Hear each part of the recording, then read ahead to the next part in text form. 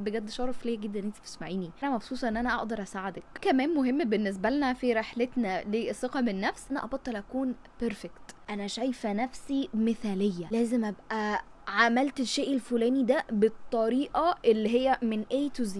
انا خطيره جدا، انا عملت كل الحاجات المستحيله وطلعت فيديو بروفيشنال احترافي. صدقيني مفيش حد كامل، والفكره ان انت بتضغطي نفسك ان انت اصلا تعملي حاجه بيرفكت. انت عماله تفكري تقولي انا فعلا لازم اعمل الخطوه دي، انا لازم اعمل الخطوه الثالثه، لازم اعمل الخطوه الرابعه عشان يطلع الفيديو بتاعي مثلا. زي انت بتصوري عشان يطلع الفيديو بتاعي واو، طيب ما طلعش تمام عشان انتي ما عندكيش خبره في التصوير، انتي ما عندكيش خبره في الاضاءه، الفيديو طلع معاكي مش احسن حاجه، يا لهوي ما طلعش معايا احسن حاجه، انا مش هصور تاني. ايه بقى؟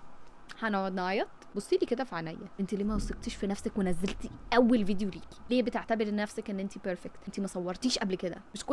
مش كل ده بينزلنا في القاع. يبقى لازم نبطل يكون عندنا فكرة ان احنا متكاملين، لازم اعملها صح يا اما دي نهاية العالم. لا، دي مش نهاية العالم. نهاية العالم لما ابقى خلاص انا معرفتش اعمل دي، انا مش هعمل حاجة بقى، انا هقعد اعيط.